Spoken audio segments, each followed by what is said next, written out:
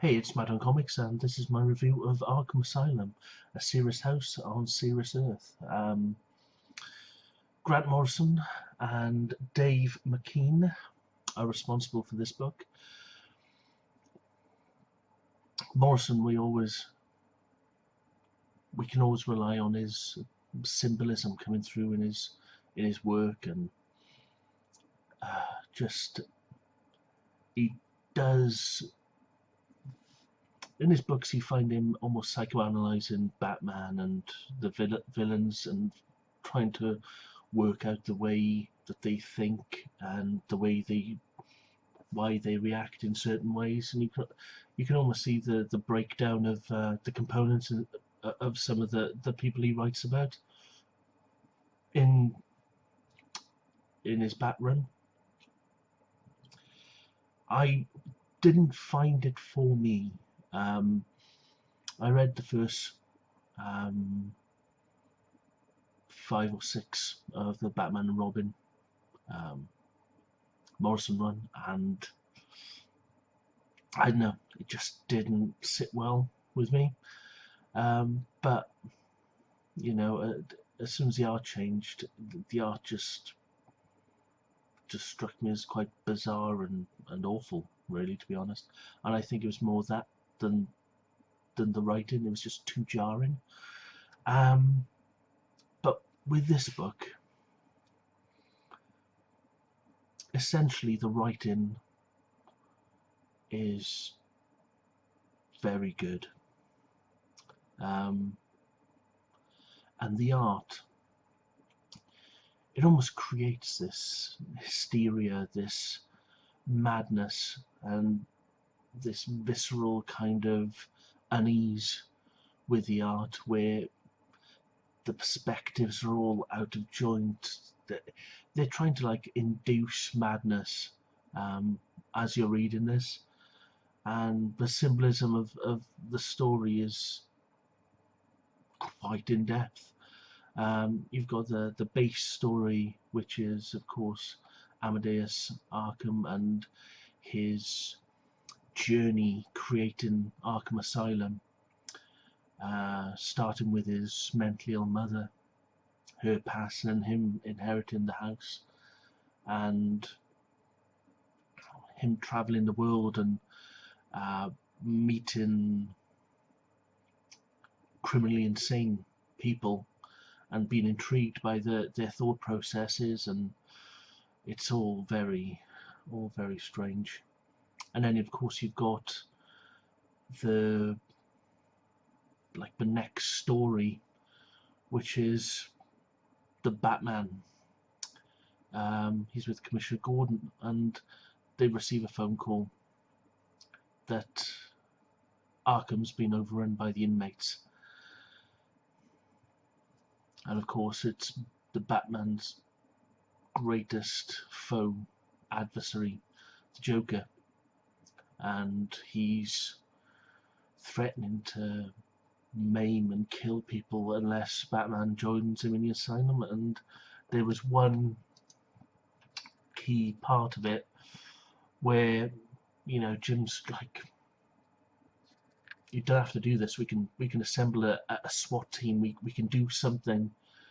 And he's like, no, I'm going in there, I'm going to do this. It's something I have to do. But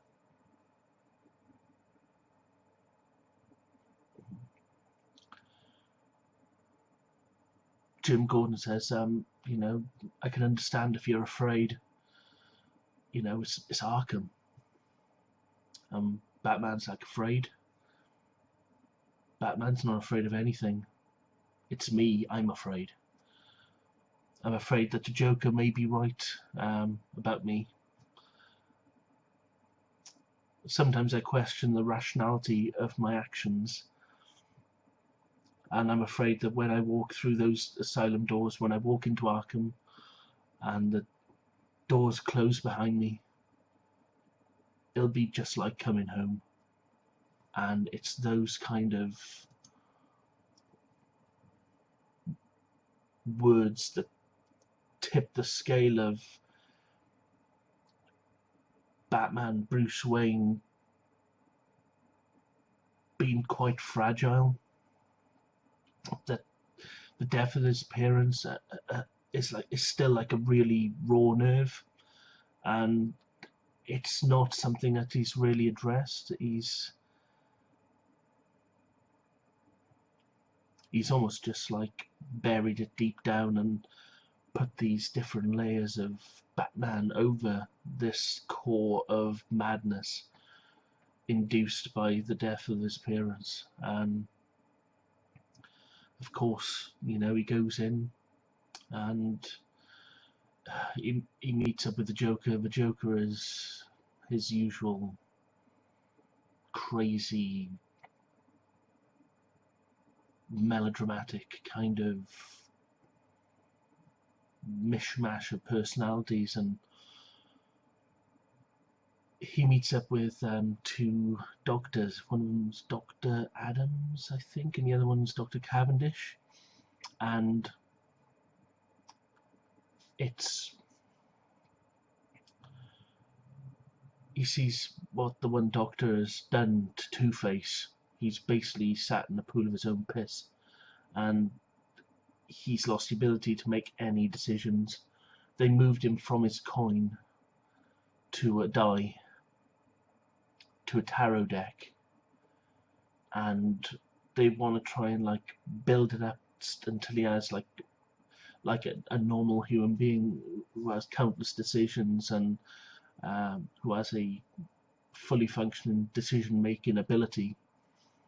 But at the moment he's worse than when he came in. He's just broken, and there's a bit of cat and mouse between the Joker and Batman, and in the end Batman's told, you know, they're going to have a game of hide and seek and the inmates are going to go out and find him. Clayface, Killer Croc, this Zeus guy, Mad Hatter. There's quite a few references to Lewis Carroll's Alice in Wonderland as well, so it's very Grant Morrison. And the way it flows, there's a sense of it building something from the ground up into this almost like a tower of just insanity, and Morrison does it really well. When I first read it, I just found it so difficult to read, because of the art is very jarring, but enjoyable jarring, if you know what I mean. It's very Sandman, it's very early Constantine. It's just so visceral, and you know that the emotion is there, it's in the art and the color palette, and it just makes you feel unease. And I think everything that they wanted to accomplish and has been accomplished in this book.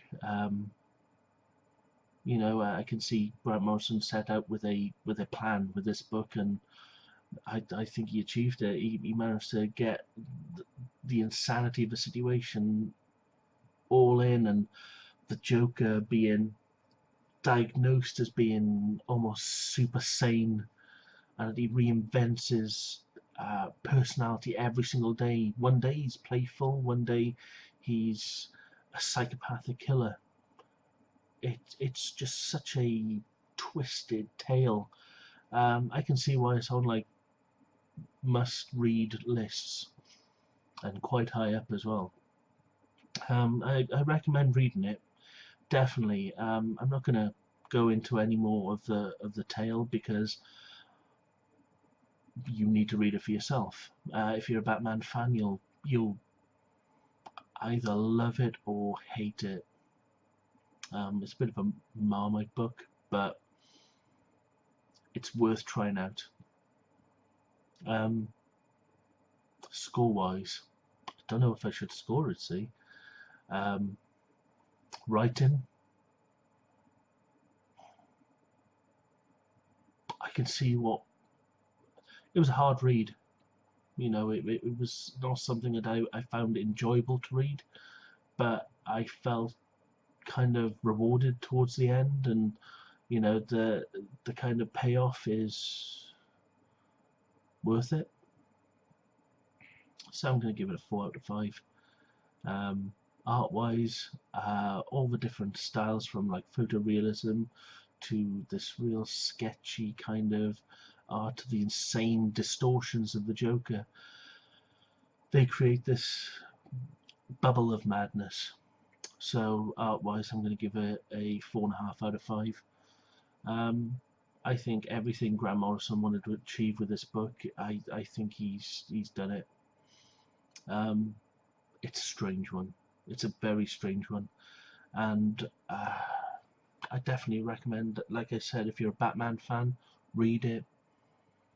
Read it twice, because it needs the time to sink in. But yeah, it's worth picking up. I hope you enjoyed the review. I found this very hard to talk about book. I don't know why, but please comment, subscribe, let me know your thought, and have a lovely day. Bye.